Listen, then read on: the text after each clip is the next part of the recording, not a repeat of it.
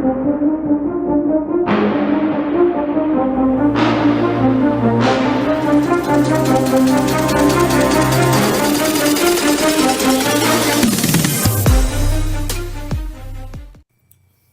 to episode 139 Wire to Wire Sports Podcast.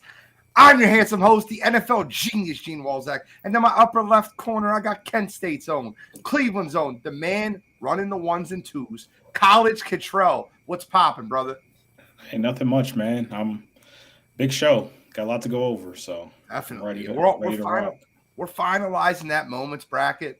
We got 90 moments. We're narrowing it down to 64. Hopefully, we'll have that finished for you guys next week, and we can unveil it. But it takes a lot of work. These sports moments are fire. So make sure you post your favorite sports moment in the chat tonight, all night. In my upper right corner, I got Uncle Shally, Scholastic Shally. I know he's fired up. The Live PGA merger has been nuts. It's been an exciting 24 hours for me. So, can't wait to get into it. Got a great NBA Finals. NHL's, leaving a little bit to be desired right now, but it's going to be a good show. It's going to be a fun show. Let's go. If I'm being completely honest with you, right? I think you were right last week when you said that the Miami Heat have a better opportunity to win in the state of Florida than the Florida Panthers after watching the Golden Knights absolutely hammer Florida last night. And that's okay. The Live PGA stuff is wild to me. And I just don't understand how PGA fixes it, but we will get into that. That is like the part that most confuses me about the Live PGA stuff is all those guys that took money from Live and made all that money and were told they would never come back to PGA. They got paid all that extra money. How does the PGA make up for that?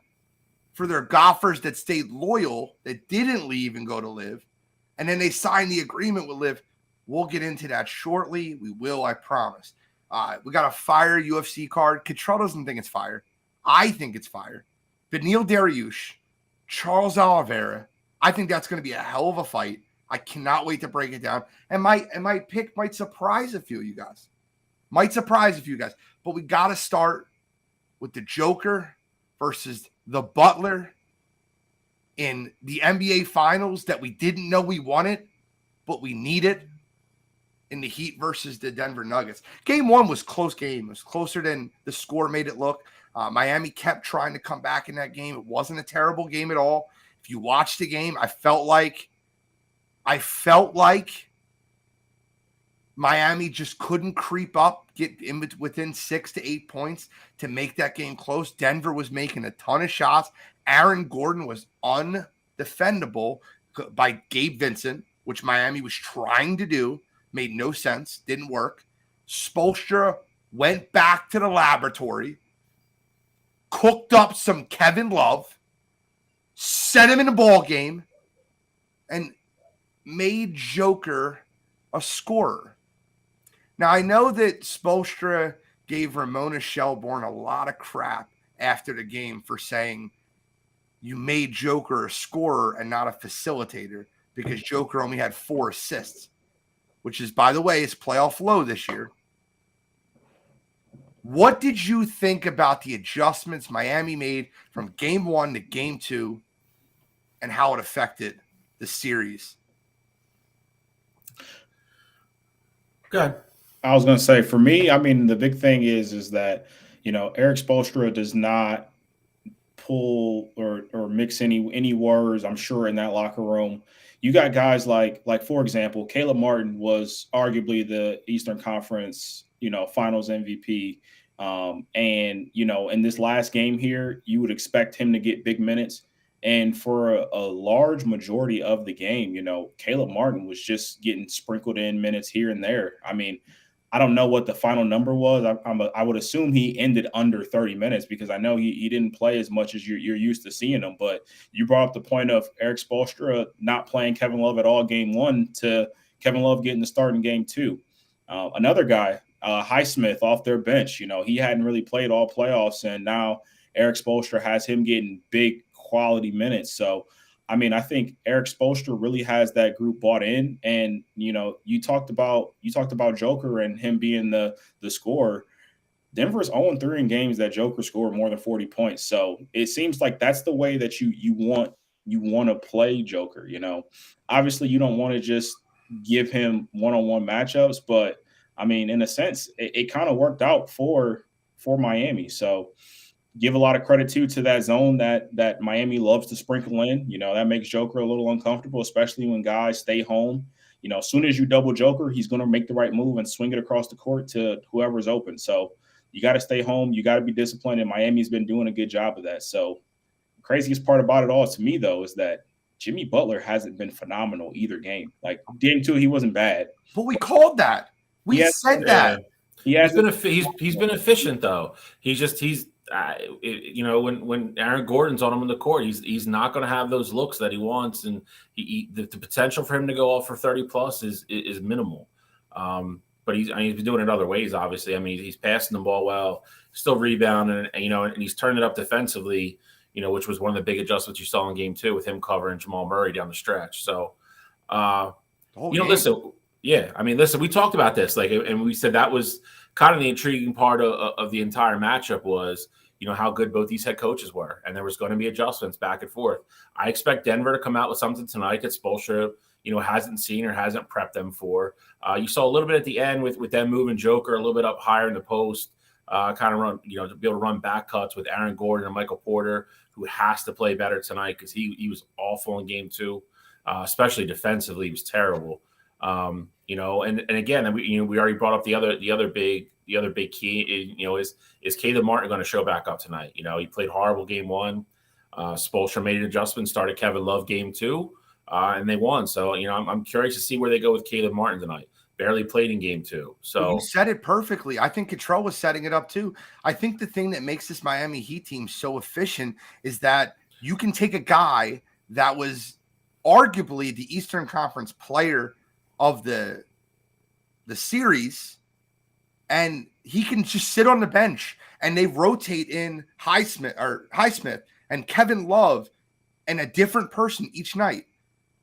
What Eric Spoelstra did with that team is Caleb Martin's got a tougher matchup in this Denver series than he did in Boston. So we're going to throw a different monkey wrench at you. Here's Kevin Love. Have you heard of him? We're going to bring him in. And what Kevin Love did in that game, it didn't fill up the stat sheet, but he led the team in rebounds. And the thing that filled it up more than anything for me is they didn't allow Aaron Gordon to have those easy dunks in the post because Gabe Vincent was sticking him. So by Kevin Love being there, it's a big body that makes Aaron Gordon shoot. That's not his game. He can do it. He's not terrible at shooting. He can do it. But what Miami did was a brilliant adjustment. Let's talk about who's been incredible in this series. Gabe Vincent. Gabe Vincent in game 1 and game 2 has shot great. Max Strus was absolutely abysmal in game 1. Came back in game 2. He had 4 of his first 5. Now he finished 4 for 9, but he had 4 of his first 5 for 3 and gave them that early spark. Max Strus made them defend.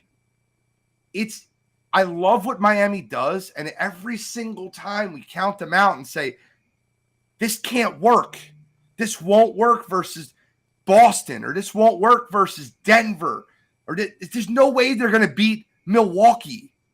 I picked the New York Knicks to beat them.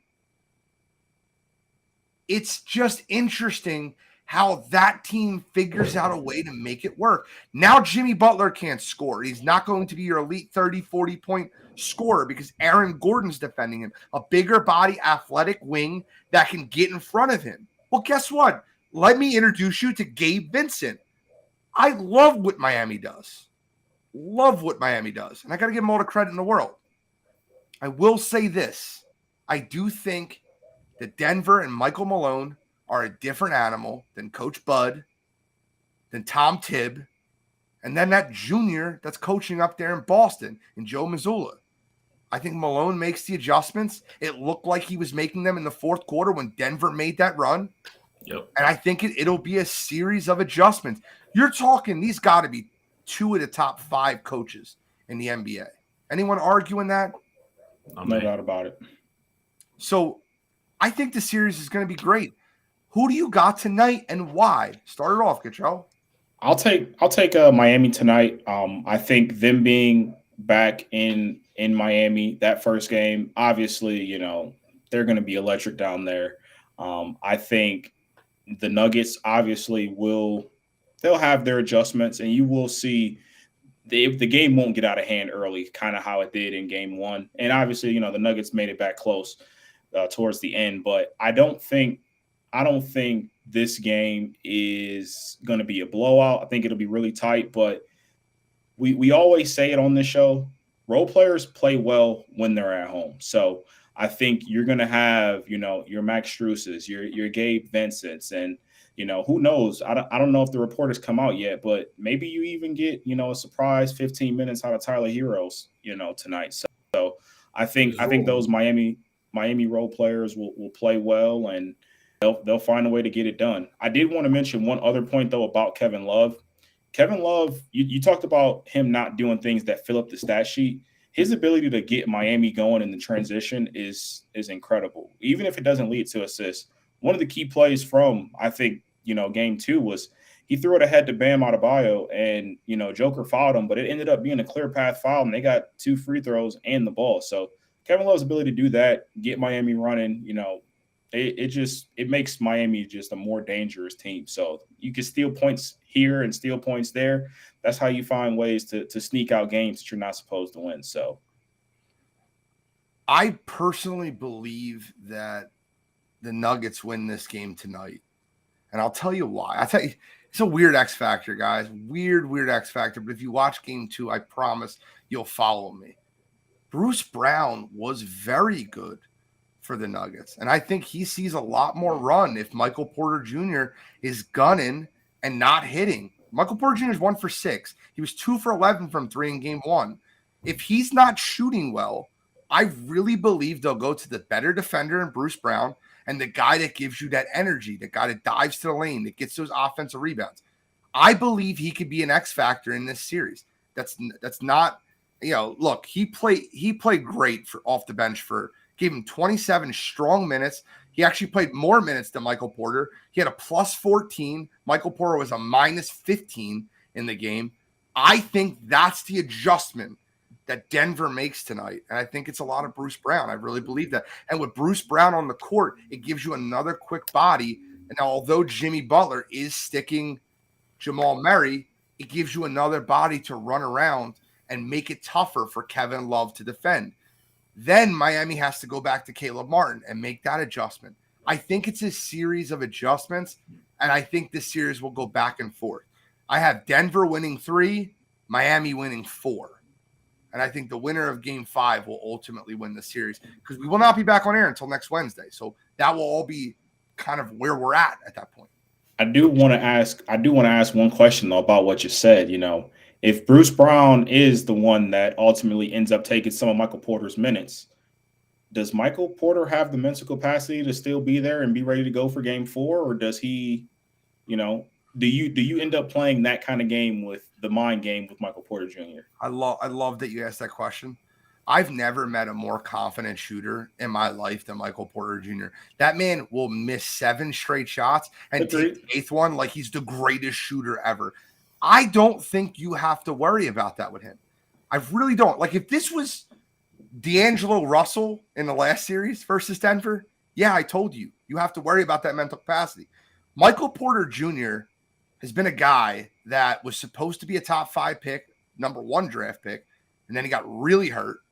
Yep. Sat, had his minutes restricted for the first year and a half in the NBA, and has finally settled into that role. But so I don't think that will be an issue. To your point, though, I think I agree with you. I know Michael Porter Jr. is like that, but to that same point, I think it's a difference from having confidence and still believing in your jump shot, even though it's not falling right now, to your coach not believing you being the guy to put the team in a better position. Like, I think those are 2 slightly different things, but I think it'd be interesting to see how it plays out. The bigger issue with Porter Jr., honestly wasn't his shot. And Mike Malone said that in the post game. It was more how he's playing defensively. Bruce Brown's going to at least play 15 minutes. It's going to come down to, does Bruce Brown play his normal 15 minutes, or is he going to play 27 like he did last game? Because Michael Porter Jr. was terrible defensively. Went under a couple screens that he shouldn't have, led to Miami 2 or 3 in a row, really big threes to let him extend the lead. That's why they took him out. I don't think he was worried about his mentality whatsoever in regards to offense, because just like Gene says, I think he has the same approach that Clay and Steph and those guys, they do. If it's open, he's going to let it fly, and that's the way he looks at it. He thinks every shot he's going to take, his next shot's going to go in. So I don't think it's a mentality thing at all. I think it's going to strictly depend on how well he plays defensively. I'm sure they went over all that in practice, and how they would like him to adjust the screens and go under, over, whatever they're going to do. I'm assuming you're going to see an adjustment on that tonight. If not, then you might see Bruce Brown get a bunch more run like he did in game 2. So that is going to be something very interesting to watch. The other part of it is like Gene said, if he comes out and makes 3 of his first 4 or 4 of his first 5 threes, he's not coming out of the game, because at that point he's still going to be a plus no matter what he does on the other end. 100%. I got to get to the chat. The chat's been fire right now. Appreciate all you guys checking in. I want to answer this question first. This in general, but how many times we got to count Miami out until we stop? They keep proving everyone wrong. Bet Stamp Sports Ambassador, I completely agree with you.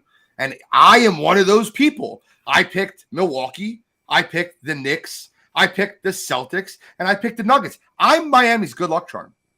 I'm that guy. So if you're a Heat fan, you should be happy that I picked against your team and picked the Nuggets, because that has been – listen, I think I've picked almost every series right in the entire playoffs outside Golden State, LA, and every Miami series. I've picked almost everyone right. Miami has kicked my ass, and I applaud them for that. So I hear you. You have a team that, is completely bought in, all go in the same direction, following a guy who has become a very, very good leader on the floor and in the locker room. And, you've 12 guys, going, towards the same exact common goal, and, all being unselfish and all willing to do, whatever it takes to win games. This is the type of stuff you get. I mean, and that's what makes sports great. I mean, at its core, that is, everybody loves, for lack of a better term, everybody loves the David versus Goliath, kind of matchup. And Denver was heavily favored to win the finals. And after 2 games, here we are, 1-1. So after 1 game, they were minus 900 to win the series. That is insanity. They won 1 game at home. And in that game, Max Strus missed 7 wide open threes and was 0 for 9 from the field, 0 for 9 from 3, 0 for 10 from the field. Yeah, I think Jimmy only had 13, and he didn't shoot well. Like, it was just a bad all-around team performance for Miami, but they did find a way to, hang around in there. And I really think too, the other thing that hasn't been brought up enough, like I mentioned it a little bit ago, but Tyler Hero still hasn't been cleared yet. But if you can get him back at any point during this series, that's a guy that you can bring in off your bench. And I'm sure he's going to have a little bit of rust from being out, basically the entire playoffs. But that's a guy you can bring in off your bench that could give you 20 any given night. So, I mean, Tyler Hero becomes interesting. I mean, the last thing I read around 3:00 is that he was not playing tonight. He was still ruled out. He hasn't been cleared for full contact yet. He's not going to be cleared. If they win tonight, I don't know if you can play him game 4. I really don't. It messes up the chemistry. No, it does. And I'm with that. But I'm saying if you get in a situation where if you win, you keep rolling with what is working. But I'm saying if you get down into a position where you're down, 3-2 or something, and you're like, hey, we got to make this adjustment. Denver has figured us out. You could just throw in Tyler Hero, and that'll just mess up everything, because Miami doesn't have a player like that right now on the court that just does what Tyler Hero can do. Back to the comments, guys. I need to put this one up there. Karam said, I listened to the low post, and Tim Legler was on there, and he was like, the Nuggets defense is letting the Heat get wide open threes. I said this after game 1, guys. Everyone talked about Miami was going to steamroll. I mean, Denver was going to steamroll Miami after game 1 because they won the game by 12. I said, did you watch the basketball game? You listen to ESPN, you listen to every single person that commentated on the series, and they're like, Miami's going to get steamrolled. I'm like, do you know how many wide open threes they missed? And what did we tell you before game one about Bam Adebayo and his matchup versus Nikola Jokic? He had 25 in game one, 21 in game two. If he averages 23 points per game this series, I'm telling you right now, Miami's got just as good a chance to win this series as Denver does. They already stole home court, and it's on Denver to steal it back. But I mean, I think the one thing too, though, that's kind of getting a little overlooked, because you want to give all the credit in the world to Miami for their performance in game two. But I think one of the big things is that Jamal Murray didn't have a Jamal Murray-esque playoff game in game two. So I don't think you can. That? Yeah, I mean, you could definitely pinpoint it to, Miami's defense and the way that they've game plan towards him. But regardless of who's guarding Jamal Murray, I get it. Jimmy made him struggle, but Jamal Murray is going to get his in certain games. Like, Jamal Murray is one of those guys that can get to his spots. And if you get him in the pick and roll with Nikola, it makes it tough on defenses. So I don't think you can rely on Jamal Murray to just keep having these lackluster games. I don't think he has lackluster games, but I want to remind you of something right now. And it's your own guy. You're a LeBron guy, right? Yeah. I'm not saying Jimmy Butler's LeBron James, but I want to remind you of something. Do you remember MVP D Rose? I do. You remember what LeBron James did to him in the fourth quarter? I do, but I will say it's a difference when you got Joakim Noah as your screener as opposed to Nikola. Yeah, I mean that is not exactly apples to apples. That's not apples to apples, but the matchup between the screener being Jokic, they're going to always give Jokic the shot. They're going to fade away from Jokic and give him the shot. They're going to make sure you cut the head off the snake, and the head on the snake for the Denver Nuggets is Jamal Murray, not Nikola Jokic. Nikola Jokic is the best player, and you're not going to stop him, period. The person you have to control the most on Denver is Jamal Murray. You're not going to control – Jokic is going to do the right basketball play. He's either going to pass it to the wide open guy or he's going to score. You're not going to be able to stop that. So let's stop thinking about that. You have to make sure nobody else gets off besides Nikola Jokic. I think you see, I mean, to Cottrell's point, I think you're going to see Murray be a little bit more aggressive tonight. I think not that he's not going to run the pick and roll. I do think you're going to see him go to the basket a little bit more than he did in game two. He did miss a couple wide open shots in game two as well, that if he hits them, the whole game's a different story, and he still had, I believe, 18, I think. So, but listen, I mean, we've talked about Jimmy Butler to ad nauseum at this point, but I mean, he's a dog, dude. Like he's going to be up in your face, and he's going to cover you for 30 feet every time you come down the court, and that's what Jamal Murray is going to deal with for the rest of this series. I'd be shocked if they switch out of that at any point, unless something crazy happens. But I mean, I'll even say too, though, Jimmy did a great job on Jamal Murray. I don't think there's no denying that. But even the last shot of the game, Jamal got separation, and it's a tough shot, but you've seen it short. Jamal hit shots like that. So he had a shot just like that to get there. He hit the three to make it within two. Yeah. Yeah, if that shot's 2 inches longer, it's in. I mean, it's – and again, like I said, I think – I don't want to say that he settled, but I think a lot of it was past the Joker, we were scoring, and I don't think he started to – I don't think he was super conscious of trying to get to the hole. Maybe sometimes he could have because Joker was just scoring so easily because they were sagging off him. I think perfectly honest with you, I don't think the last play of the game was the right play. Jamal Murray took a contested three, which he did have a little space. Took a contested. Nikola Jokic was wide open. Wide open. But I mean, if you watch the replay of that game, and I will say this, I got to give Jokic credit. Jokic did not put his head down, did not shake his head, was very confident with Jamal Murray taking that shot, and did not show his teammate up. So I got to give Jokic credit, but I'm telling you, watch that last play. If you it was a switch wide open. Gabe Vincent somehow ended up on Joker, so he was open at the top of the key. But I mean, in that situation, though, Mike Malone didn't call timeout there, so I almost wonder, is it almost understood, hey, Jamal, go make a play for us, because they clearly weren't running anything. It was under 8 seconds left, and Mike Malone didn't call timeout, so I almost kind of wonder, was it just everybody knew what was going on there, and whatever the outcome was, you live or you die by it. And I'm okay with that. Denver, Jamal Murray and Nikola Jokic have been the best 1-2 combo in this playoffs. I'm okay with Jamal Murray taking that shot. He was 7-15 for 15. He didn't shoot terrible.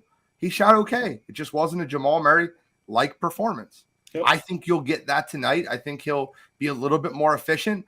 But I'm telling you right now, I really think Michael Porter Jr. is not going to have the series a lot of people think he's going to have.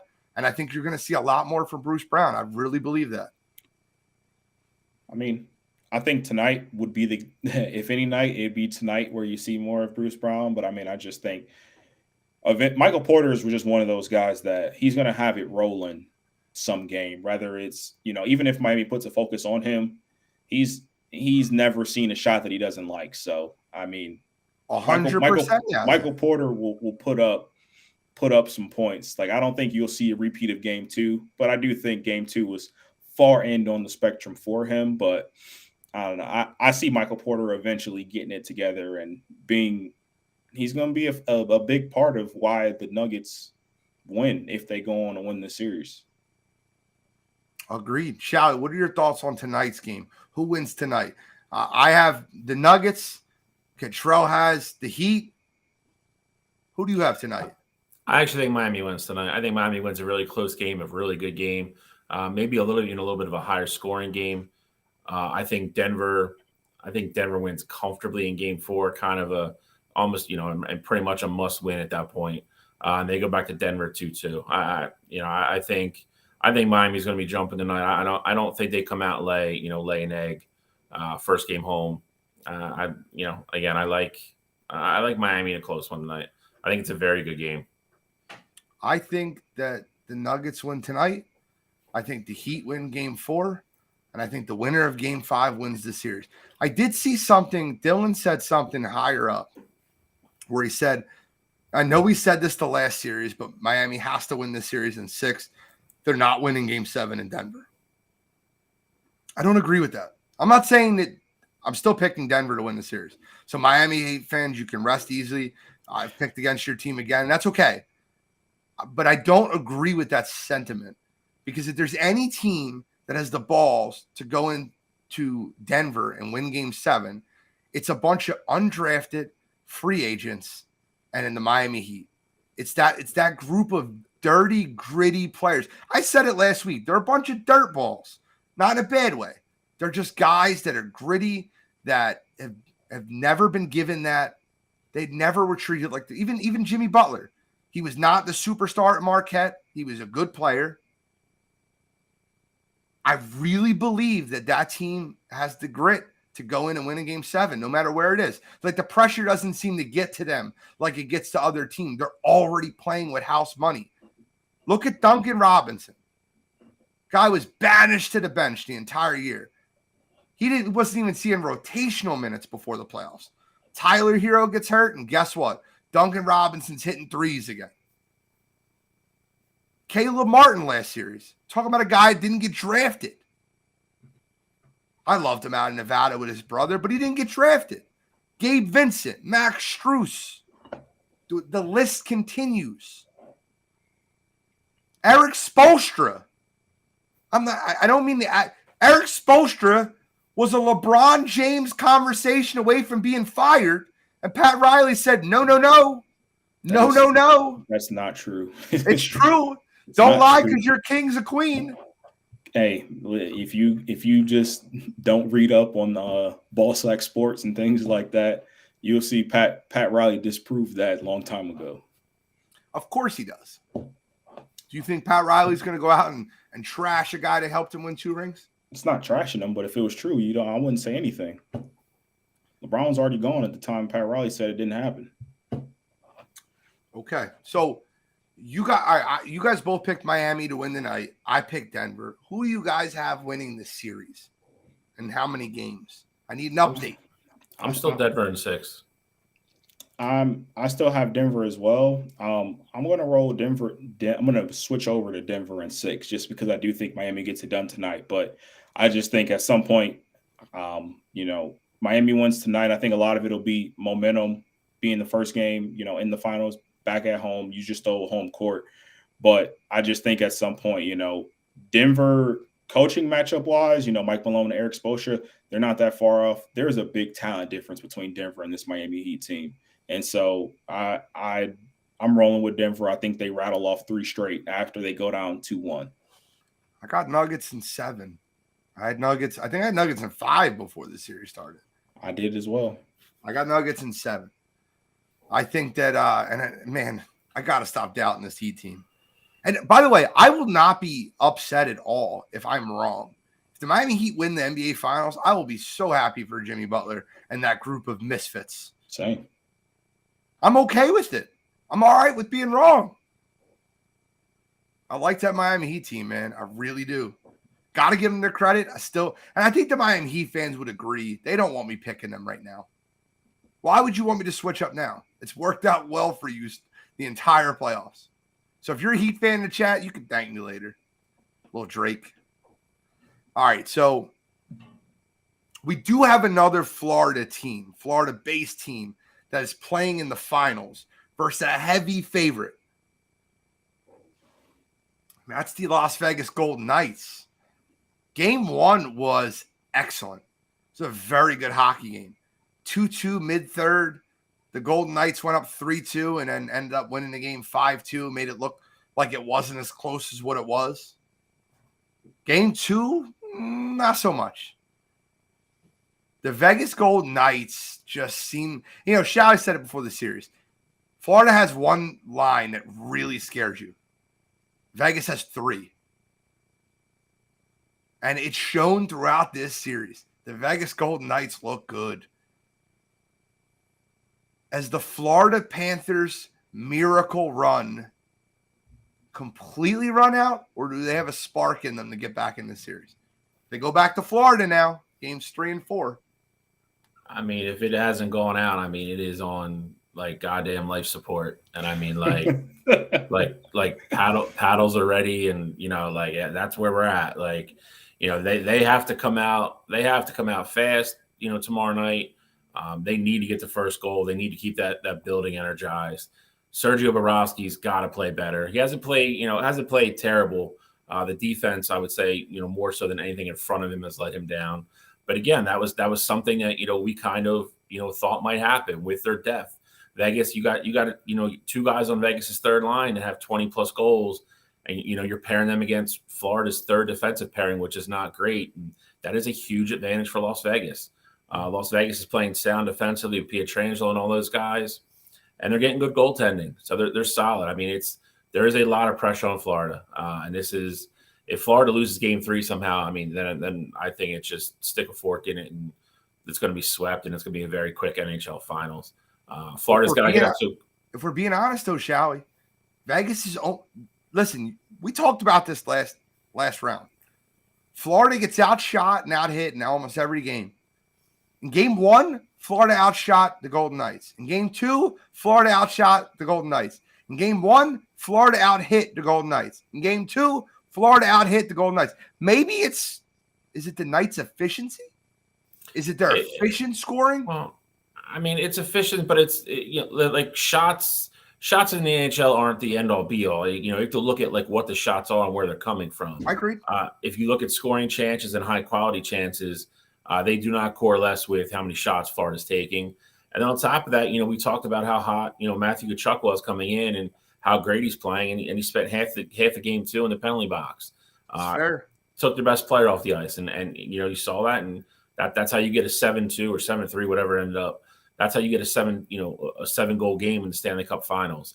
He's got to be better. He's got to be disciplined. He's got to stay on the ice. He's got to give them a spark, but in a good way. Score early, like I said, get that building into the game. They whatever you got to do, it's game by game for them right now. They have to find a way to win game 3. Scratch, bite, claw, trip, choke, poke eye, whatever you got to do. Don't let the refs see it, but you have to find a way to win game 3. Because if you don't, your season's over. I mean, you're not going to beat Vegas 4 games in a row. It's just not going to happen. The penalty minutes have specifically, Florida's been in the box the whole game. Yeah. I was going to say, I think it'll be interesting to see how.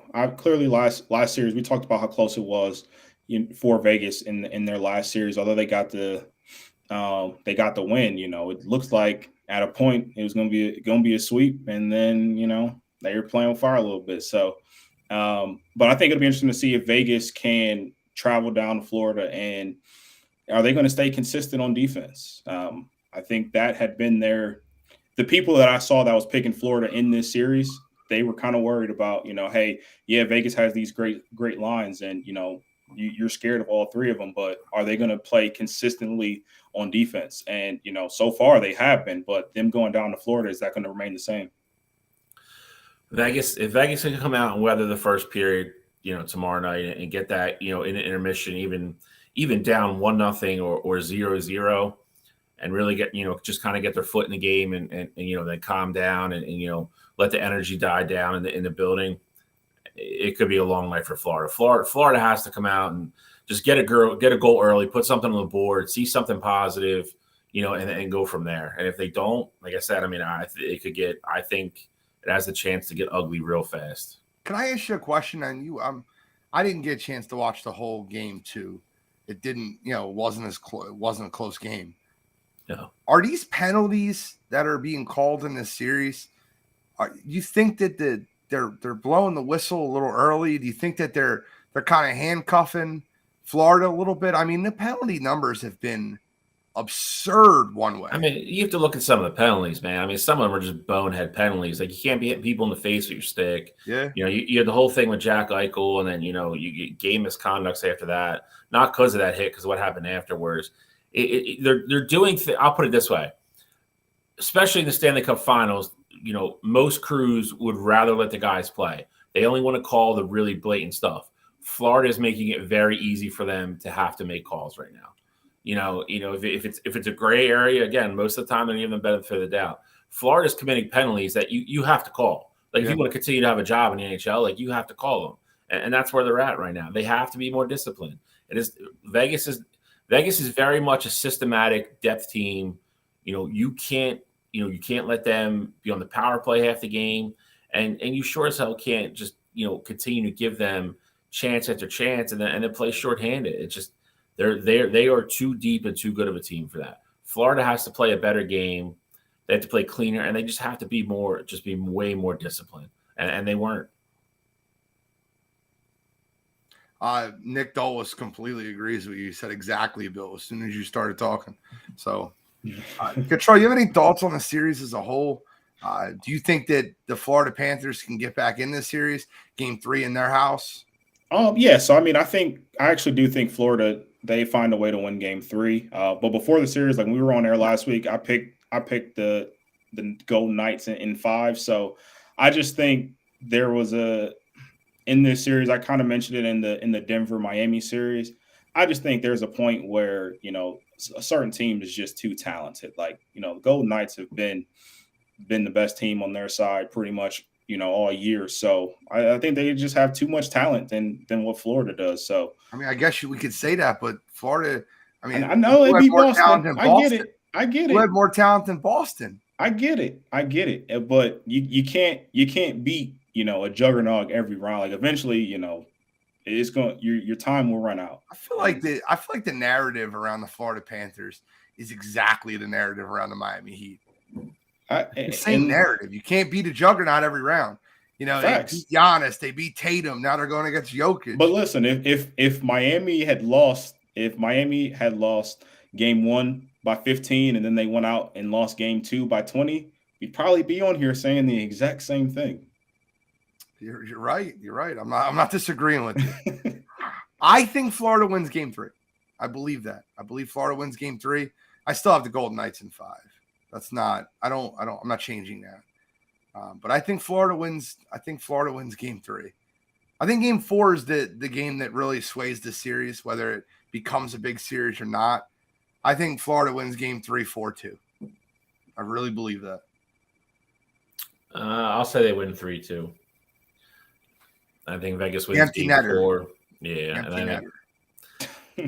then it goes back to Vegas, and I think that's a wrap. As Florida pro teams, Nick Dole said it perfectly. Look back at the Marlins, most times an underdog. I get it. Look, I love. You see the kid that had the the guy from Miami that had the Heat and the Florida Panthers to win the finals, and he cashed out for $70,000. Even he gave up on him. That's cool. I mean, That's Cashed out $47 ticket for $70,000. Yeah, that's crazy. Because now they probably wouldn't have. If you'd have waited until after game one, either game one, he would have had no cash out option. Well, I will say this: after game one, they were writing off the Miami Heat, and I think that Eric Spoelstra and the Miami Heat has proven to you cannot write them off. This is not a team to write off. So I can't ask again because Shally was already proven right. I still think Florida has a shot. Well, that was quicker than I expected. We're going to get into UFC now. The UFC 289 card is this Saturday night. You got a champion and Amanda Lioness Nunez. She's fighting on the card. I don't think that's the fight of the night, though. And by the way, it's funny. It's funny that we talk about Irene Aldana. Like you were talking about her in our chat, that you give her no chance to win this fight. That's not what I said. Yes, you did. You said that's not what I said. Yes, you did. Bro, you said keep the body bag next to the cage. That is what I said. That is what I said. Okay, so I will give Irene Aldana her credit. That woman's tough. She's got knockout power. I've watched her fight before. She fought against Holly Holm. Holly Holm fought a very technical fight to beat her in a decision, a 5-round decision. You're talking about a woman that hasn't been knocked out in 8 years. Once she's got her legs underneath her, she doesn't get knocked out. Okay, so are we starting with that fight, or are we going to go? I think we should start with that fight because the other fight is the fight of the night. In my opinion. I mean, I agreed. I think everybody would agree there. And I think had we known ahead of time that Juliana Pena was going to pull out of this card, I'm sure Amanda and Aldana would have probably just been a co-main on another card. So I definitely agree with you there. But it's not that I think Irene just doesn't have a chance, because I do think that she will try to strike with Amanda. But if you stand toe-to-toe with Amanda Nunez and you just don't quit, I just think at a certain point you're going to be getting your head beat in for 5 rounds. I mean, I think about the Korean Zombie versus Volkanovski. No one's saying that, Korean Zombie is not tough or anything like that. I just think if you're standing in front of a guy that's just going to be that much better than you, then I just think you're going to be in some danger, and you're going to probably have to go to the hospital afterwards. The other fight that comes to mind for me would be Lauren Murphy versus Valentina Shevchenko. That'd be the other one where you're tough, but if you get your head knocked off, then it just is what it is, So you could be tough all you want, but doesn't mean you're not going to get beat up. I'm not picking Irene Aldana in the fight. I'm just saying this isn't one of those fights where you look at it and say, this girl has no shot. This is a type of fighter that has a puncher's chance. And if she could last to the end of that second round, early third, I really believe that Amanda Nunez is in trouble. You've seen her empty the gas tank before and get winded. She's used to knocking people out early. That's what she does. And when she can't knock somebody out and she empties that gas tank, somebody has a little bit better cardio, i.e. Irene Aldana, who's been in the 5th round in the last 3 years. I think it could get dicey. This is not one of those fights where remember I told you guys the Cookie Monster was going to get destroyed by Zhang Weili. I told you. I said, she's got no chance in this fight. It is going to be an absolute whitewash. She has no chance to win the fight. That's not one of these fights. And I think the odds tell you everything you need to know. What have Amanda Nunez fights odds been the last 4 or 5 fights? Minus 700, minus 600 until she got beat by Juliana Pena. She was still like a minus 360 the second time they fought. She's a minus 330. Irene Aldana is a plus 260. That is not a run through her type card. It's not. Shall we? I mean, listen. I mean, I think the biggest thing is, what Amanda Nunez are we going to get now? Train for 2 months to fight Pena and close the trilogy. She gets hurt. We have a Danya in now. Something we never really questioned before until she lost before was how focused is she going to be? How mentally into this fight is she going to be? Again, it's always a fight. I don't want to say somebody doesn't have a chance to win. I mean, I think that's a little goofy, especially for somebody who prefers to stand up and throw hands, like Aldana wants to. I think this is still, you mentioned Holly Holm, but Holly Holm is a different type of fighter than Amanda Nunez. Amanda Nunez likes the pressure, continue to move forward. Holly Holm is completely fine with staying at distance and just kind of picking you apart. And, so I think those fights are a little bit different. I do agree, though. If she can get out of the second round somehow, I mean, I'm still not saying she's going to win, but then it becomes interesting. It becomes interesting to see how the final 15 minutes of that fight unfold. But I mean, that being said, I think Amanda Nunez wins. I think you're going to see, for lack of a better term, I think you're going to see a little bit of a statement fight from her. And, I think you're going to see her probably call out Nunez again after the fight, or Pena after the fight. And, I think she really wants that. She wants to avenge that loss. And, I don't think she's going to go in there. I don't think she goes in there and loses this fight and takes a step backwards. I just don't see that happening. Okay.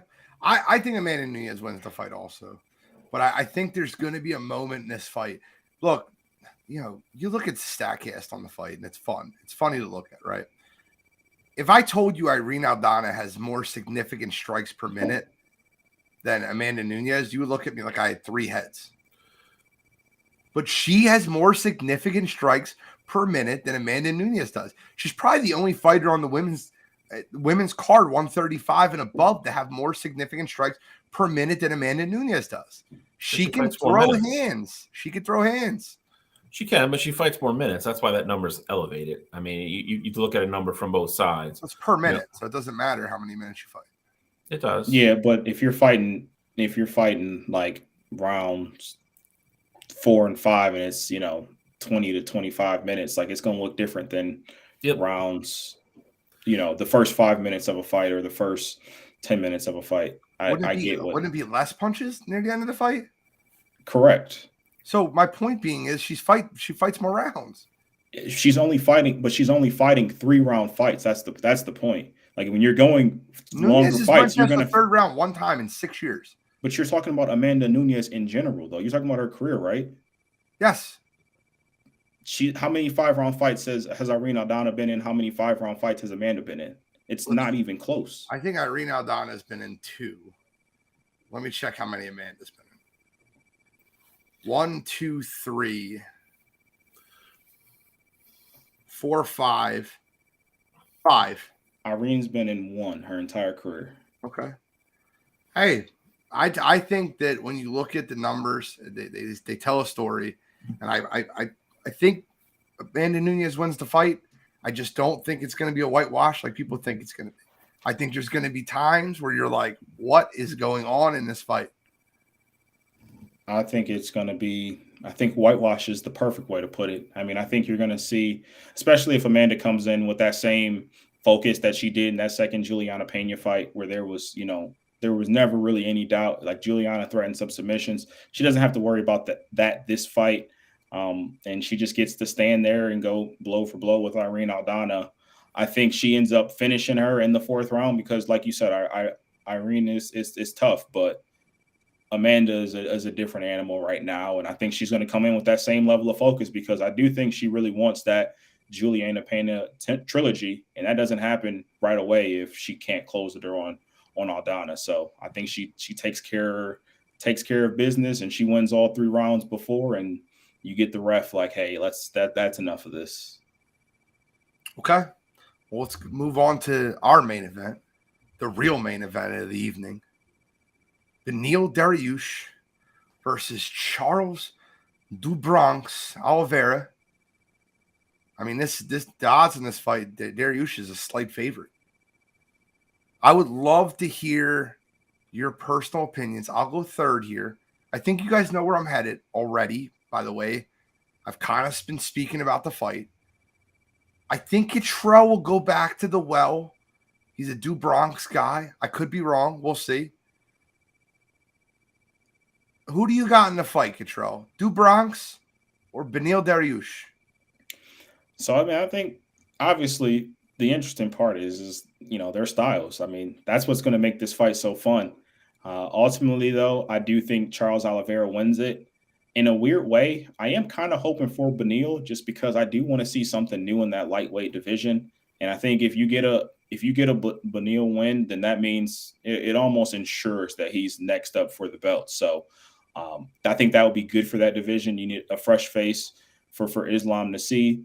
But if Charles wins, then I think ultimately when you get Poirier and Gaethje, that'll probably be the number one contender match for this division. So I like Charles. I'm rooting for Charles, but a small part of me also still wants Beneil to win just because I think it's better for the division. But specifically how I think this fight goes, I mean, you're going to see this.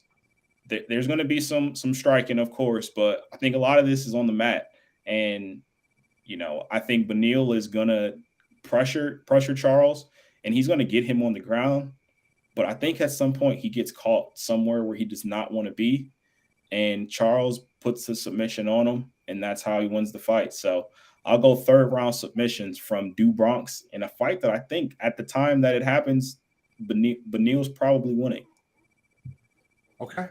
So you have Do Bronx third round submission. Correct. Okay. Shally. So, I mean, I think, you have to look at, I mean, this is how I look at it. And this is the kind of the scary part for me, is this the start of the downside of the mountain for Charles, after losing to Islam, who is, debatably the best pound for pound fighter in the world right now, or was that just Islam's that much better? And, that was just a step up that, was too much for Charles. I mean, and, he just lost to the better fighter and he's better than, and he's better than Dariush. I think that's the interesting question here. I think the styles are going to be a big factor in this. Like Cottrell said, I think it's going to be a very technical fight. I think it's going to be a good fight. It's going to be a fun fight to watch. I don't think it's going to be a lot of standing around. Like Cottrell said, I think they're going to be up on their feet. I think they're going to be down. People are going to escape and get back up. I think there'll be submission attempts. I wholeheartedly agree with what Gene said earlier. I think this is absolutely the bona fide best fight on the card and will be fight of the night. I'm going to go the same as Cottrell, though. I think, I've said it before. I think once you get to the top, I think it's harder to stay there, than it is to pick yourself back up and start the journey again. And I think Oliveira has shown that, he's capable of doing that. Like I said, he's 4-1 in his last 5, all top tier fighters. His only losses to Islam. I think he gets back on track here. I do agree with Cottrell, though. I think he wins in the 5th round, and I think when he wins the 5th round, I think he's behind. I think he pulls it out of the fire. I think he pulls off something crazy, have it be, one kind of a, lucky, overhand right or, maybe even a sub in the 5th round. But just gut instinct. I think Oliveira pulls the fight out somehow. Let me ask you guys a question. What do these 4 fighters have in common? Dustin Poirier, Justin Gaethje, Tony Ferguson, Michael Chandler. Oh, I got it. Good. They cannot win the big one. That's not where I'm going, Cottrell. Oh, no. Smart ass. What do those 4 fighters have in common? It's a fair answer, though. That is fair. I thought that's what you were going for. Those 4 fighters have something in common. They do not want to fight on the ground. None of them do. What happened with Charles Oliveira? None of them do. Please tell me one of them wants to fight on the ground. I think Gaethje can, and Chandler can too. Gaethje knocked down Charles. Dude, please don't do this. Charles, you say Charles, but Charles is one of the most dangerous people on his back. What are you doing? Who wants to go on the ground? What did Islam do? Gaethje's kind of a half and half answer. If Gaethje is controlling and on top, Gaethje's comfortable. Gaethje does not like to be on his back, though. Gene's not wrong about that. Who likes to be? on their back. Like I get Oh, Oliveira don't care. But okay, Oliveira is one of, if not the most dangerous man on his back in the entire UFC. That's why Justin Gaethje didn't want to go there with him. I'm saying Gaethje I brought up Justin Gaethje's last 15 fights. I want to find a rear naked choke win on the ground. I want to see that. But that doesn't happen. Just because you don't get rear naked doesn't mean you're scared to be there. You're ruining my point before I can even make it. You can't even give me that these fighters are stand-up fighters. You can't even give me that their primary game is stand-up striking. I'm not saying they're not, but are those 4 fighters stand-up strikers? You said they're scared to wrestle, and I don't think they didn't want to be on the ground with Charles Oliveira. They knocked him down. They almost knocked him out cold, and Charles fell on the ground, laid on his back, and said, "Come on!" And none of them got on top of him. They said, "Get up." They want to stand and strike with him, and they gave Charles time to recover. What did Islam do? He jumped on top of him. Beneil Dariush is not that fighter. Beneil Dariush will get on top of him and will wrestle him and will try to submit him also. Dariush is a more rounded fight. I'm not saying that Dariush is a better striker than Gaethje. He's not a harder knockout punch than Dustin Poirier. He doesn't throw more punches than Tony Ferguson. He doesn't have as much power as Michael Chandler, but what he does have is he's well-rounded. Dariush can do almost anything in that cage. I think that when you asked Justin Gaethje about the Charles Oliveira fight, he said he respected his ground game too much and should have followed up with him. He gave him too much respect on the ground. When you asked Dustin Poirier about the Charles Oliveira fight, he said he respected his ground game too much and should have followed up when he had him hurt. My point being is I think Dariush is the better standing striker. And I think when those two guys get in the ring and Dariush gets him hurt, he'll have no problem following up and getting on top and closing the fight out. I think it's going to be a great fight. I think it'll be a war. I think Oliveira will have Dariush in some compromised positions to almost submit him. But I think Dariush is too good to get tapped.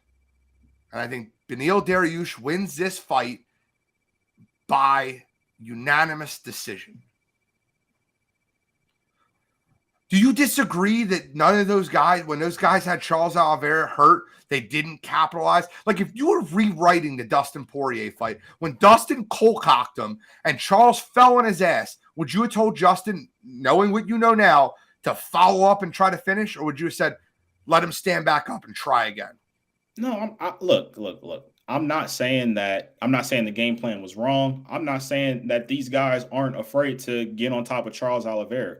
All I'm saying is that Justin Gaethje and Michael Chandler specifically, those guys can wrestle. Now we may not see it often from them, but those are all American wrestlers and they can wrestle. Yes, and I agree. I understand that they didn't get on top of Charles Oliveira. There's probably not 5 guys in the UFC that would try and get on top of Charles Oliveira. I just think that's just a level of one of them is Islam. One of them is Beneil. Beneil's another one. And that's ultimately why I think Beneil gets tapped, is because I think he gets on top of him and Charles gets him somewhere where he doesn't want to be. But, with that said, though, like, there's not many guys that are going to go out there and jump on top of Charles Oliveira. So I don't want to just use that as a knock on those guys because there's, like I said, 98% of the UFC wouldn't get on top of him. I don't disagree that 98% of the UFC won't get on top of him. What I'm saying is Charles Oliveira has caught himself. What did we talk about? We got a little TikTok video. What did we talk about with Charles Oliveira's championship run? He had something. He was a decent striker. And at every time he got caught, he'd fall flat on his back and invite them to get on the ground. And they would not get on the ground with him so he could recover. And it's like you stand up. It's almost like if I was going shot for shot with somebody and they were beating me, and every time they were beating me, I got a free timeout. Just timeout. I'm going to lay down for a minute and I'll come back when I'm ready. Whereas with Islam, he knocked him down, got on top of him, and had no problems with him. I'm not saying Beneil Dariush is Islam. He's not. But what I am saying is, I promise you, Beneil Dariush will not run away from Charles Oliveira when Charles pulls guard. I promise you that won't happen. And I think that's ultimately what wins Dariush the fight. I think Dariush finishes multiple rounds on top of Charles on the ground. And I can see that decision, and I think it's Dariush wins by decision. Like, I think this fight, I think you're going to walk away saying, regardless of what happens, even if Charles ultimately wins, because I think if Charles wins, it's not going to be by a unanimous decision. I think it'll be by some sort of stoppage, most likely submission. I think you're going to walk away saying, Beneil Dariush was winning that fight before X, Y, and Z happened, or Beneil Dariush had full control of this fight before this happened, or you might just end up saying Beneil Dariush had solid control of this fight, and that just is what it is.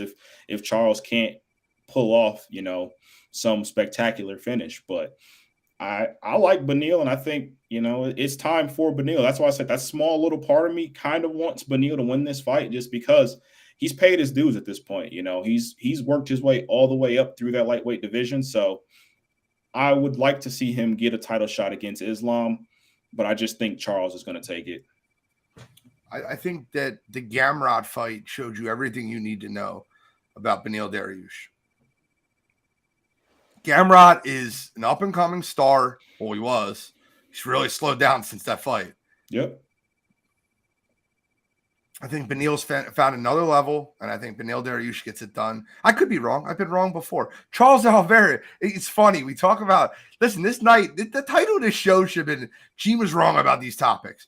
Because I've been wrong about the Miami Heat, and I've been wrong about Charles Oliveira more than any other two things on this show ever.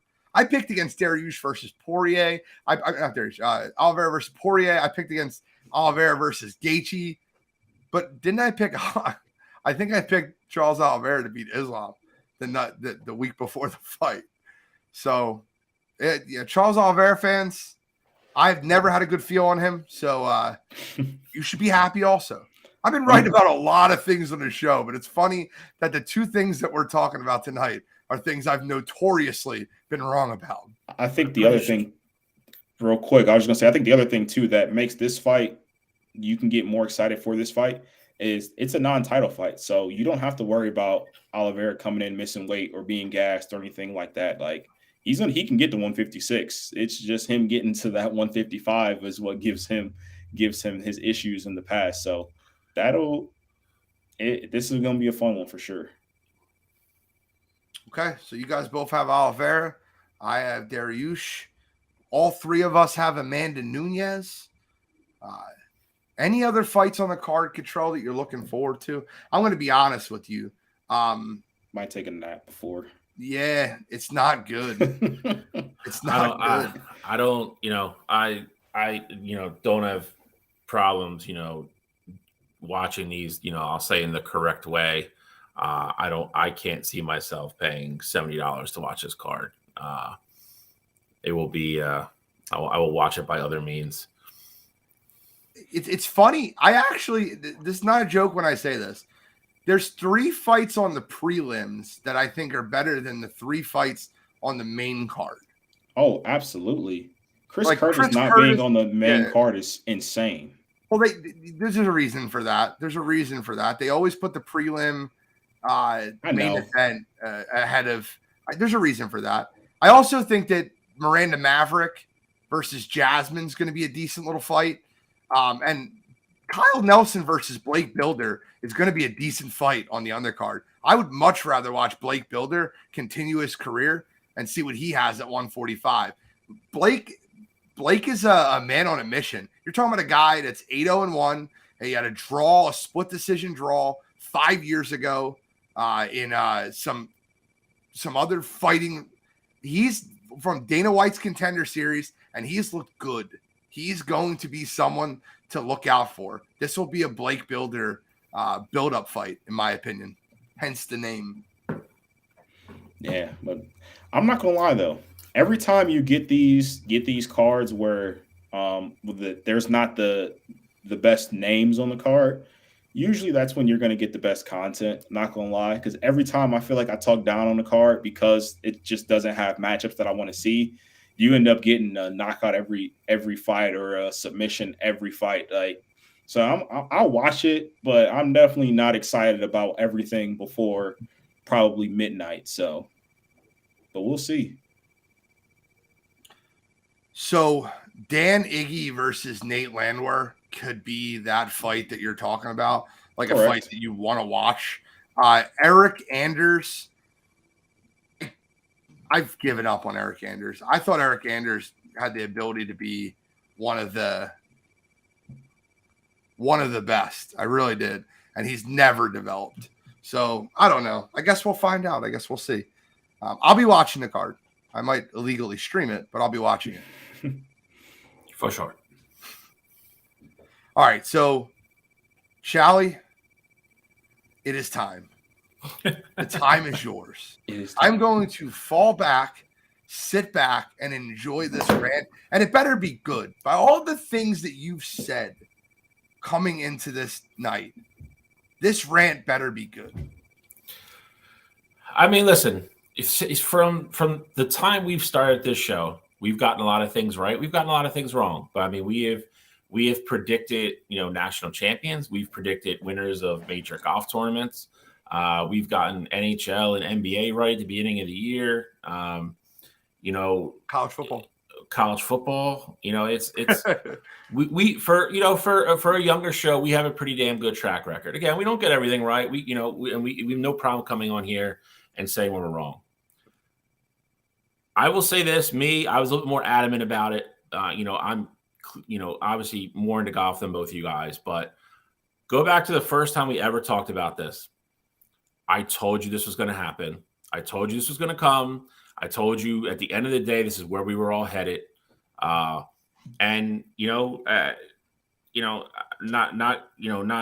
boasting or goading or anything like that at all. But I think a lot of people summed it up well yesterday. I think Jay Monahan's a scumbag.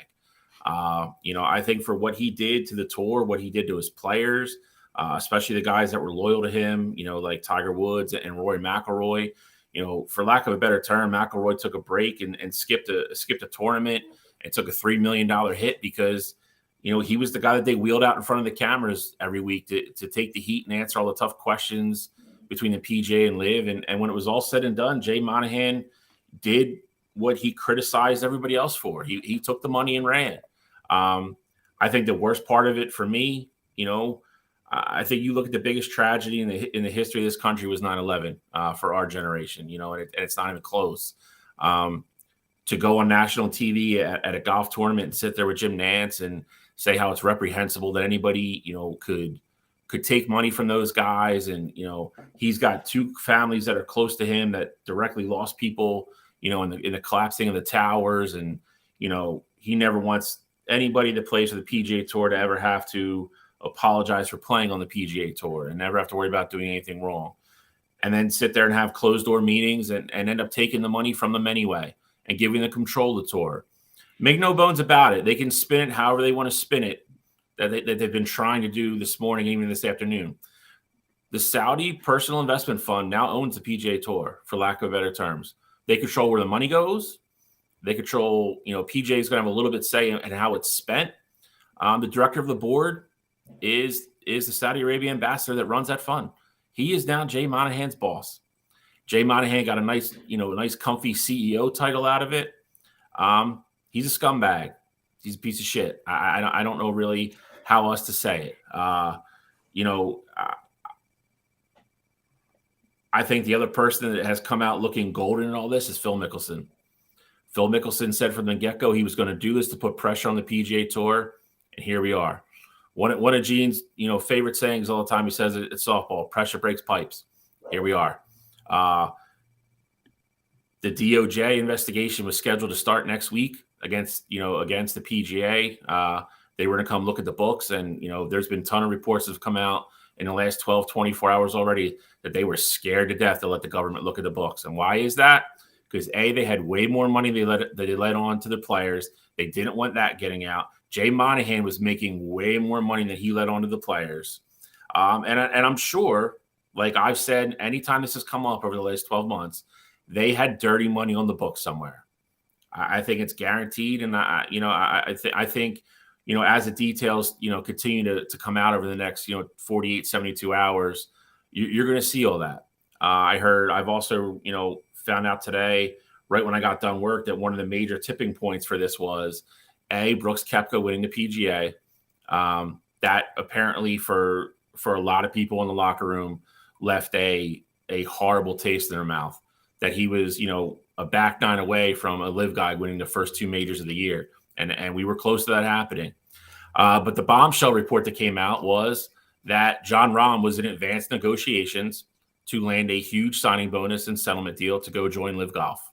I think the writing was just on the wall, and they knew they had to do something. They knew they were going to start losing guys that were going to be able to go over there and make $150, $200 million up front in a signing bonus and still playing the majors, which is what really counts. And Brooks winning the PGA was a huge turning point. And then the Rahm thing, I think, really pushed Jay Monahan's hand. But I think just for him as a human being, and, he sat up there and he was like, people are going to call me a hypocrite and I have to own that. He's just smug about it. He doesn't mind owning it because he's getting a huge payoff from the Saudis. I said from the get-go I didn't have a problem with Live Golf for that reason. People want to call it sports wash, or they want to call it whatever they want to call it.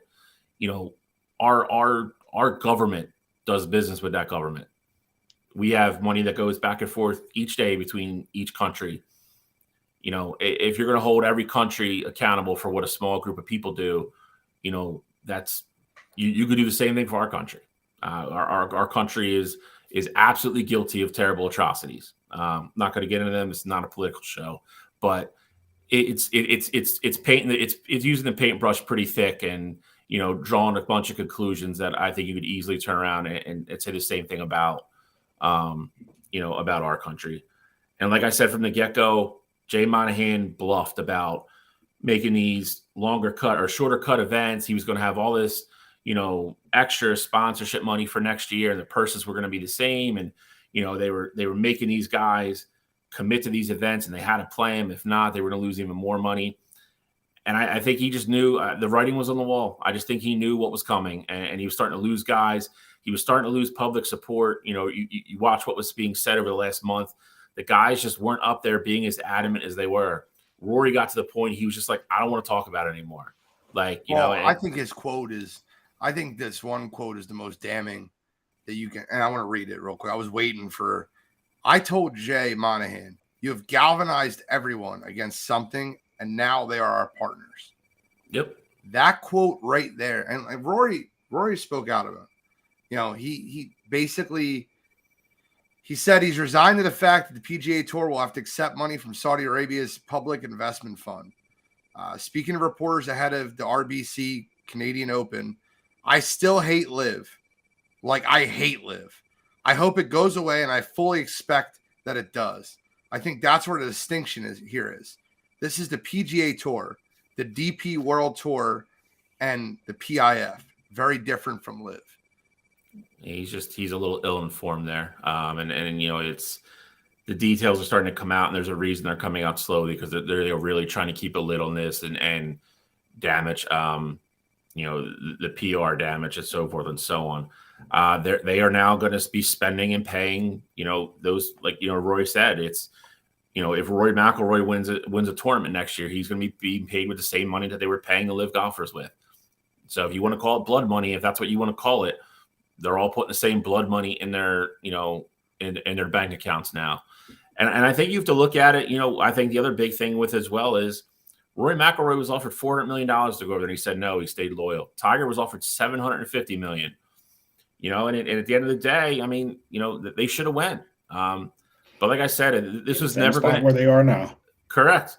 This was never going to end well for the PGA Tour in court, and they knew that. And I think they thought Liv was going to fall off enough to where it was just going to go away. And then Jay Monahan had this crazy dream in his head that he was going to stand there being victorious, and Brooks and Phil and DJ and DeChambeau and all these guys were going to sit there and grovel and have to beg at his feet to get back on the PGA Tour so they could play pro golf.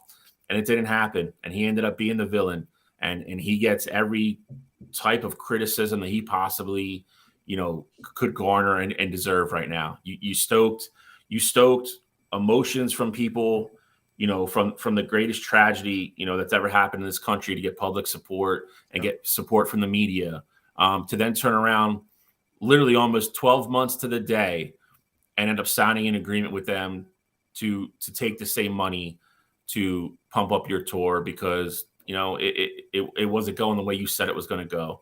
I think Portnoy yesterday started hammering him really early, but it was spot on. He's a piece of shit and he's a Rory scumbag. said he felt like the sacrificial lamb. He was. He absolutely was. He basically was, yeah. The question I have is this. And this is the thing I don't understand fully. And I think I know the answer, but I just want Shally to say it. So all those guys that took all that money to join Live Golf, all that guaranteed upfront money, and the PGA guys that just sat back and were loyal, like the Tigers, the Rorys, that didn't take the money. Now that they're merged, do these guys just burnt? Like they're never going to see that money that these guys took to go over to Live Golf? Like the fact, like Phil Mickelson, Brooks Koepka, these guys made tons of money signing with Live. They won't. I know Tiger won't see that 750. No, so it's a two-pronged answer. So when they signed, those signing bonuses weren't paid out in one thing. They were paid out, like all the agreements were, like Brooks's was, I believe, 150. It was paid out over 5 years. And I'm assuming that's what everybody's was. It was a contract. So like it was, it was always brought up like, all right, well, like what if the theoretical was, okay, like what if these guys can't get back into the majors and Brooks does go, all right, well, I don't want to play over here. Like I want to go play for trophies. They gotta pay which is what he wants to do. Correct. So they're on the hook for it. But now they're not because they merged. They're merged, but their contracts, Liv has already said that for the rest of this year and as of next year, they are still planning to be about business as usual. Now, how 2020 at the end of 2023 is that when it would end. That's what the reports say. Am I wrong there? So no. So again, there's still a lot of this that we don't know. I don't think. Again, I think even if they merge, I don't think they can still back out of that contract. No, but you say not back out of that contract, but they're going to be eligible for everything. They're going to miss one Ryder Cup. Like essentially, that's it. Brooks isn't going to miss the Ryder Cup, but because he won a major. Well, just because he's second in points right now, and with this, listen, with all that's a different discussion for a different day. But with even all the players speaking out before this even happened, the captains and the people like that, we're going to lose that battle as well. World Tour defectors still ineligible for a Ryder Cup, is what the headline says. Unless they play their way along, which Brooks has already done. Brooks is number 2 in Ryder Cup points for the U.S. So in regards to the other thing, Monahan made a kind of off-the-cuff statement today that, Rory and Tiger were going to be rewarded for their loyalty. So I'm curious to see how that's going to play out because, damn well that John Rahm was offered money. He was getting ready to join. Jordan Spieth was. Justin Thomas was. I'm sure Max Homa and all those guys were as well. Correct. So, like, how do you pay them all? That's what I'm saying. I don't know how. I've said this. I said it when the news broke. They can stand steadfast as they want. And I heard the meeting yesterday was obviously very contentious, and there was a lot of people calling for Monahan's head. I think when it's all said and done, I still don't think he makes it out of the weekend. I don't. I think it's going to be. I think once the details, and they've done a good job so far of not letting them come out. But I think once it's all said and done, and the absolute structure is released, and who's going to pay who, and what it's going to be, and I think he's going to piss off a lot of people in that PGA Tour locker room, and I think they'll force him to resign. I think he's going to get a nice little golden parachute payment, and I think he's going to have to move on. I just don't think he's going to have enough support in that room to stay in that position. I'm not going to lie to you. After he gets that, he will have done the heist of the century because I'm sure he's going to get. If he ends up resigning, he's going to get a pretty penny with that settlement. So, and then you lied to everybody. You use 9/11 as a weapon. Yeah, and then you sign the deal anyway, and you probably get rewarded with like a 9-figure settlement. So, It just doesn't sit well. Heist of the century. Doesn't sit well with me. No, I mean it's not sitting well with a lot of people. And then he was on Golf Channel today, and they asked him, like, they point blank asked him, like, what do you say? Because the 9/11 Foundation came out with the people that were all writing the letters, to Brooks and DJ and all them. They wrote one today condemning what he did and saying they don't support him now. And they point blank asked him, like, what do you say to these families now? Like, what is your answer to what they wrote you today, and so forth and so on. And he gave the most political, rambling, answering without answering anything question or statement about it. It was cowardly. I can't stand the sight of the dude. I think he's going to have to keep a very low profile. I don't think he's ever going to have the true trust and the support of the guys on tour now ever again. I just don't. I don't see how he could. Now that they have this merger done, will there be more money for majors that are won and tournaments that are won throughout the year? So we're still going to see the breakdown on that. Obviously, the Masters is a one-off thing, and the British Open's a one-off thing because they are run specifically by those organizations. The one you would have to look at would be the U.S. Open and the PGA. I would expect the purses to increase a little bit. It's going to be I don't think structurally you're going to see a bunch of big changes, not in 2024 anyway. I will tell you the team aspect of golf is not going to go away. I think that's going to be more fun now because you're going to have the teams are going to be a lot better and there's going to be more teams, but I think they have to work that out. They have to work out whatever kind of punishment they say there's going to be for Brooks and DJ and all those guys to come back. I don't think that's going to be anything near what Tim Monahan says it's going to be. He says he's their boss again, but that's not the case.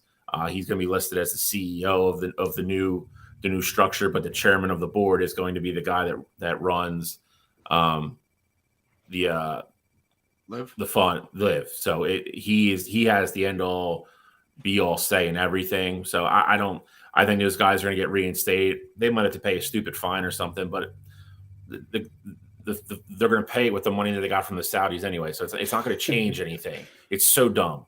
And they're going to get fully reinstated. And then, that was the big contention with a lot of guys yesterday. Like, you're only guaranteed to have your tour card if you do certain things. There's a lot of guys that got their card this year.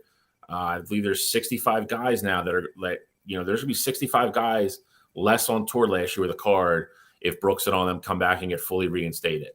So, you're taking a lot of money out of a lot of people's pockets that they use to, obviously to support their families and live their dream of being a golfer. It's going to be a mess. And like I said, that's why I think in the end all be all, I don't think there's any shot that he stays on. I just don't see it. It's interesting. Well, we'll see how it plays out. I'm sure this won't be the last that we talk about it. Let's get into the Belmont Stakes. Start us off, shall we? This is Obscure Sports Weekly. It's great. I love it. No, I don't, but no, you don't. Belmont Stakes this week, third and final leg of the Triple Crown. It's the longest race of the three. It's a complete mile and a half. Belmont Park up in Elmont, New York. We got a couple horses coming back from the Derby. We have one or two holders from the Preakness. We have Forte, who was the morning line favorite, at the Derby before he got scratched because he had a bruised hoof. So I'm curious to see how he runs. 10 horses, I believe, as of right now. And it should be an interesting race. I would say you have 4 or 5 legit horses that could win on Saturday. So should be an exciting race. I'm glad they have at least 10.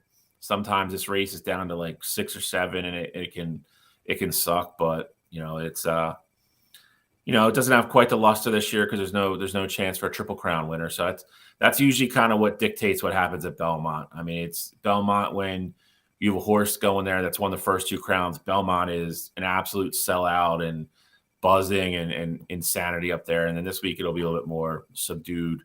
I hope right now, depending on what happens with these wildfires and stuff, there's a chance they don't run Saturday. So You're seeing a bunch of sporting events that were canceled tonight, and tomorrow it's supposed to get worse. So if you've seen any of the eerie pictures of, the bridges up in New York, you can't even see across them right now. So there's a chance this race does not happen Saturday. So, well, I mean, if they're anything like Churchill Downs, they don't care about these horses anyway, so they'll probably still run them. Listen, I mean, the one in a good way, in a bad way, the spotlight for horse racing has gotten brighter the last, I would say decade. The problem is, it's highlighted the good things, and but it's highlighted the bad things as well. And these horses, listen, a lot of people pay a lot of money for these horses, and I'm talking a lot of money. If you're not familiar with horse racing, some of these horses are paid. You got to pay a stud fee, and then on top of that, when the horse is born, to own it, you're paying upwards of $1 million sometimes for these horses before they can barely walk. It is a high money, highly aggressive sport. You've seen it with different trainers being suspended. For animal care, like, these horses are treated like, kings and queens, but at the end of the day, I mean, they're investments, man. And if they don't run well, or if they break down, you see horses constantly, getting euthanized on the track. It's a brutal sport. It's a brutal sport that a lot of people watch very casually. And Churchill Downs, and that's fine, man. I mean, listen, it's that, but listen, horse racing needs that. Like, horse racing has built up the way I watch it has. 3 races a year, and that's fine. Facts. That's fine. And Facts. and I'll tell you what, Gene, that's 85% of the people that watch them, and there's nothing wrong with that. The casual base has gotten bigger and bigger and bigger over the last 10 years, and that's why horse racing has got so much bigger. And it's fun. It's good for the sport. But there's a lot of people that don't realize if a horse breaks its leg on the track in turn 2, that horse is going to die in turn 2. Like, they're going to put the little pop-up tent over him, and they're going to kill him. Like, it's, it has the horse has, or the sport has a very brutal side to it. I'll say that. But most people are casual fans, because unless you have a money or you have a stake in one of these horses, you're not paying attention to it anyway. I'll put a couple dollars. I got the winner this weekend. All right, good. I mean, listen, it's something we can add to our winners list. So I hope somebody wins. Listen, if anybody's been close, you've been what, a horse off on the first two. So that drove me nuts. If anybody's ready to hit, it would be you. I got the winner last one. I just didn't get the superfecta. Yeah. Oh, I missed it by 1 horse. They just need to swap. I had the 4 horses. Yeah, you just have them in the wrong order. Yeah. 1, 3, 5, 7. Crazy they came out that way too. Like, literally just 4 odd numbers in a row in sequence. All right, so Cottrell, who do you got winning the Belmont Stakes? Well, you talked about me going back to the well earlier. I'm going back to the well here. Give me Tappet Trice. Post 2. He's coming out. He's coming out hot. Everybody's on the Forte train. It's like he's fresh. We wanted to see him earlier in the year. He's the fastest horse in the field. Forget all that noise. Tappet Trice. He's going to get out clean. He's going to have the endurance to go the 1.5 miles. Tappet Trice is going to be your winner in this race. Shall we? I'm going to agree with my man Cottrell. I got Tappet Trice. He's got the lineage. He's got, the sire Tappet, who is produced now 4 Belmont Stakes winner, bred to run this distance. I think he's going to be able to get out, like post position 2. He's going to be able to hang on the rail. I don't think he's going to get pushed that much. And if he's not, if somebody doesn't go out really fast and make the pack catch them, Tappet Trice is going to have a ton in the tank coming around that final corner, going the last half mile. I like Tappet Trice a lot. My superfecta, I'm going to have Tappet Trice. I have Forte second. I do still think Forte is the best horse in this race. He's ran 4 races as a 3-year-old and hasn't lost. The reason I didn't pick him to win is he has not run a race since April. He had 2 weeks off where he couldn't train at all because of his bruised hoof, which is what got him scratched from the Derby. I don't like his first race back being 1.5 miles. I don't like it. I think he's going to be there at the end. I think he's going to hit the board. I think he's just going to run out a little bit of steam. I think Tappet Trice is going to catch him probably the last 100 yards. So I got Tappet Trice, Forte. I like Arcangelo to finish in the show spot, and then to round out my superfecta, I like Angel of Empire to come in fourth. Okay, so I'm gonna go 4-3-2-1 on you. Ooh. I got Forte in the 4. I got Tapit Trice in the 3. I have Arcangelo in the 2. But where is this race being run, gentlemen? New York, hopefully. And what state is New York? New York.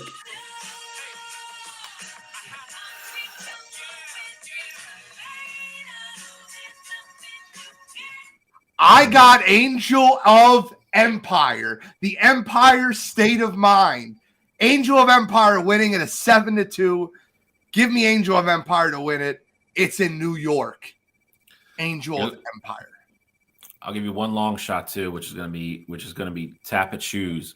Same mother as Tapit Trice, different father. Again, lineage is there, bred to run at this distance. I believe coming out of the 1 position, Yep. I believe. Yep. Same thing. Scary part about this will be, if they come around that last turn and they're not being pushed, you could have like a stepbrother versus stepbrother kind of race down the final stretch. So it could be fun. It could be interesting. I'm just waiting. I just like the 4th turn and having that guy on the announcer just start screaming and last 30 seconds of a horse race is as exciting as anything in sports. Facts. Give me Angel of Empire. He's the Angel of the Empire State. Pretty sure you're going back. That's you going back to the well too. You picked Angel of Empire for the Preakness, right? I did not. Who won the Preakness? You picked Blazing Sevens is who you picked. Who won the Preakness? National Treasure won the Preakness. Okay. Well, you picked Blazing Sevens. You're right. I did pick Blazing Sevens. See? All right. So was Blazing Sevens second, right? I think so. Yeah. That's what it was. If they would have swapped, I would have won. Correct. Okay. So let's get into You Gotta Be Kidding Me. Cottrell. All right. So last week I dropped the ball. I didn't have anybody that really made me mad. We agree. This week I feel like I got like 6, but I'm only give you my top 1. And that's Isaiah Rodgers of the Indianapolis Colts. Isaiah Rodgers, cornerback for the Colts. He was their return man a little bit last year as well. For those of you that don't know, he has been caught gambling on NFL games. And the report came out that it has been not only just, NFL games that he's not in, but also NFL futures bets about the Indianapolis Colts. And the thing that makes this the most frustrating is I know for a fact that the NFL has had so many different meetings with the players and so many different presentations with the players about what you can and cannot gamble on. And even if let's throw all that out the window, even if the NFL didn't have this presentation and didn't have these lectures about what you can't gamble on, it takes just 1 ounce of common sense to know that you cannot bet on your own team. Like I just don't know how you can't get that through your mind. You saw what they did last year to Calvin Ridley, and for all intents and purposes, Calvin Ridley is a star in this league. They are going to throw the book at Isaiah Rodgers, and it's not like he just did it 1, 2, 3 times. They said he made upwards of over 100 bets while he was going through this spree here. So Isaiah Rodgers, you just bought your one-way ticket out of the NFL. So for me this week, Isaiah Rodgers. Come on, you gotta be kidding me. I think he's getting indefinitely banned, and I think you're going to hear the word banned. Yeah, 100%. This is Pete Rose. It is. This isn't going to be, hey, we'll suspend you for a year or definite suspension. You can apply for reinstatement next year. You're going to hear the word ban here. And like you said, it's not Calvin Ridley. It's not a big enough name where the NFL is really going to take any heat for it. This kid is going to, for lack of a better term, he's going to be the example. He's going to be the example. And he's going to be, I don't want to say a martyr because Listen, I think we're all kind of, I think you'd have to be naive to think none of these guys bet on football, but at least they're smart enough to like either bet through other people, not on their phones, or obviously not in the goddamn football facility, or probably not using their social security. This guy's probably on FanDuel. Yeah, that's what I mean. Like you have to be smarter about it. But like I said, there's no way like other guys aren't like, hey, bet this parlay for me. Here's $100. Like I'm sure they're doing it. They're just smart enough not to do it on their own phone and not to do it with their social security number. Whatever. He's going to be a strong consideration for the old end of the year boner of the year award. Charlie, I'm just begging you. I assumed that you were going to use Monahan. I assumed it. Just don't steal mine.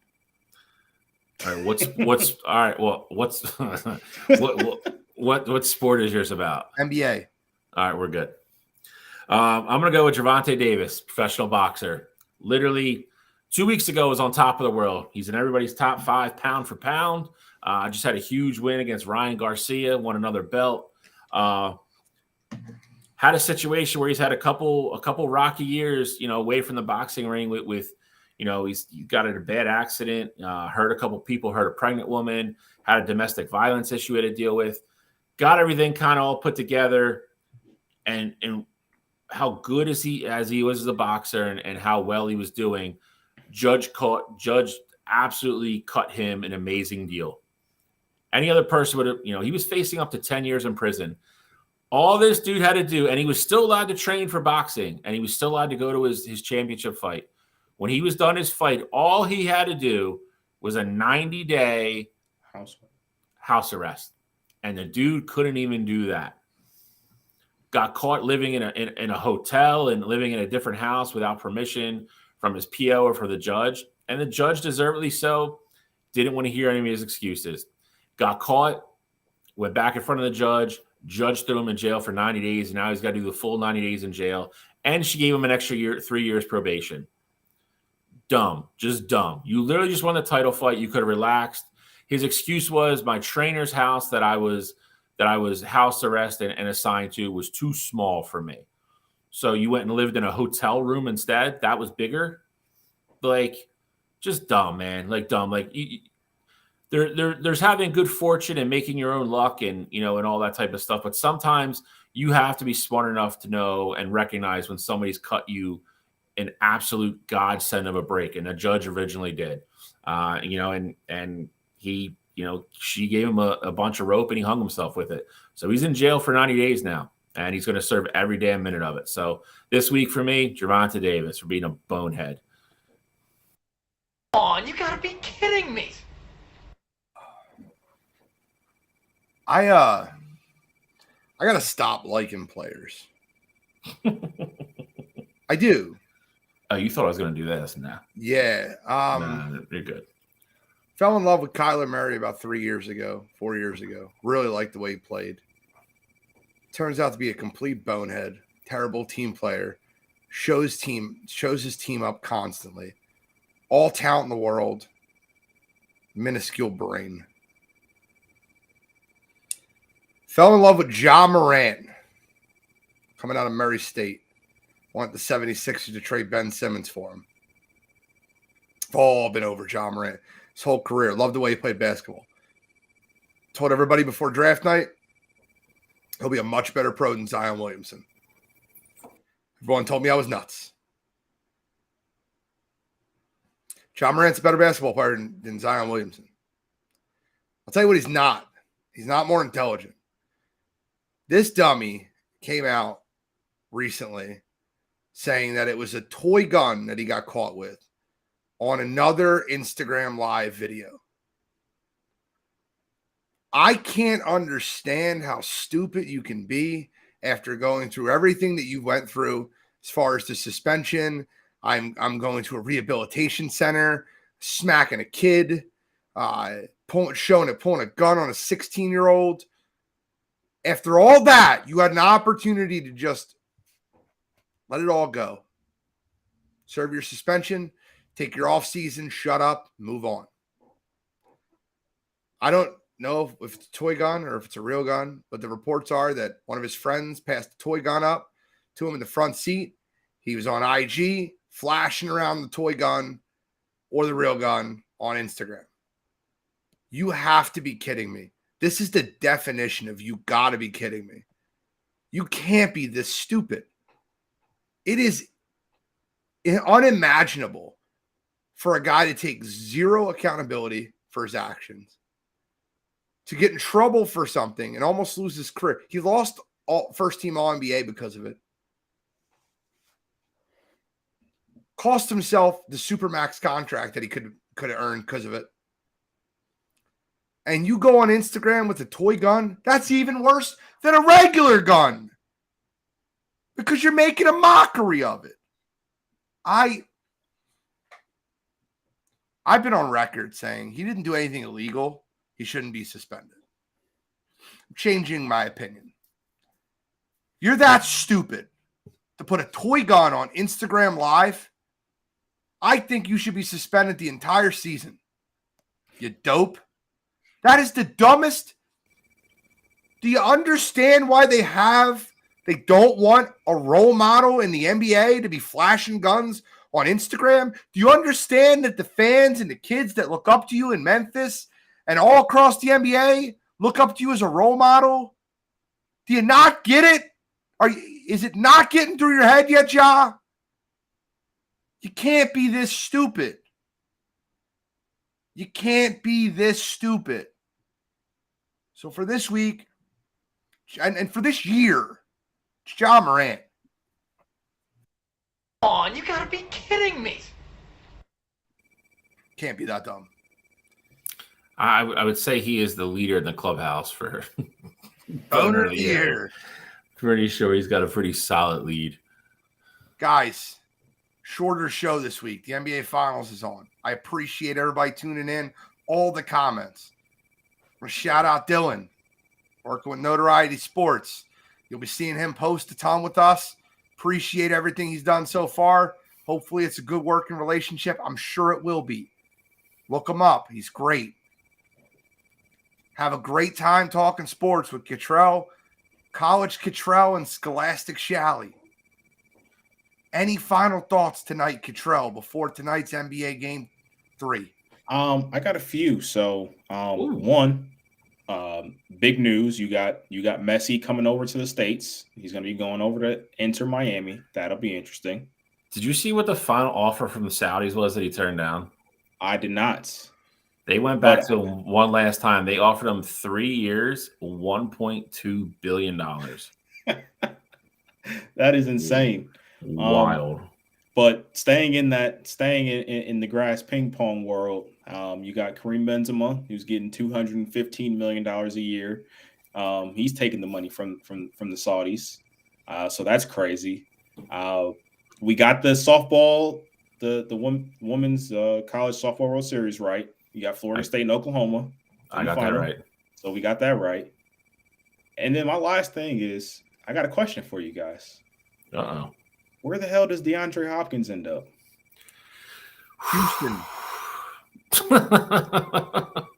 He's not going back to Houston. Okay. I think I listen, I will say it's going to depend on what DeAndre Hopkins values here. If he wants money, I think there's teams out there that will give him more money than others. If he wants a legit shot over the next 2 or 3 years to win a championship, and he's willing to take less money or take incentive based type deal, something like that, I think you're going to see him end up in Buffalo or somewhere like that. Houston. Buffalo doesn't have the money. Philadelphia doesn't have the money. Kansas City doesn't have the money. Everyone keeps saying, DeAndre Hopkins is saying all the right things. I want to win. Yeah, right. You don't want to win for $1.3 million next year. You don't want to win for $6 million next year. I mean, you're not wrong. I mean, I guess it's all good. I guess we'll see what he ends up deciding to do. I think that's, and I don't, for what it's worth, I don't think he's coming to Cleveland. Oh, here we go. Here it comes, Gene. But see, that's my second team. But we have the money for it, and their connection is already there. Correct. And the position for him. Yeah, exactly. He comes in, and he's going to be WR1 immediately. Yep. Mari Cooper's your WR2, and you have a good. And then you find a way to make it work. Whoever else you throw on the field with them. They're my number 2. I have Houston 1, Cleveland 2. Just want to see where your guys' head were at. Any final thoughts tonight, Shally? Scholastic one. A little bit of a sad one. We've been quietly working in random little WWE shots here and there points, and one of the all-time greats and one of the best all-time characters ever in the history of professional wrestling sadly passed away this morning. The Iron Sheik passed away at 81. So I will close with that. Sad to see him go. I mean, he's got the infamous line once when he was doing an interview about Hulk Hogan that I can't repeat on the show, but if you Google it, it'll pop right up. But just a character, man. Just one of the funniest guys in the world, and just a dude who 100% understood what professional wrestling really was, and the fans loved him. I mean, he was a huge character in the 80s. So sad to hear. Sad news today. Well, I do not have any final thoughts tonight. So we'll let the Iron Sheik be the thought that reigns us out of episode 139. What I will say is the moments bracket is coming. Dude, these moments are insane. This is going to be one of the most fun brackets we've ever done. The greatest moment in sports history. This doesn't have to be good moments. This doesn't have to be bad. No, there's going to be some bad ones on there. Buckner. I got names and titles for all of them. The shot, the block, the drive. They're all there. Can't wait. Cannot wait. I'm Gene Walzak. That's College Cottrell. Scholastic Shally. Wire to Wire Sports Podcast, episode 139. Give us a download. Follow us on Facebook. Hit that like, subscribe. We are signing out.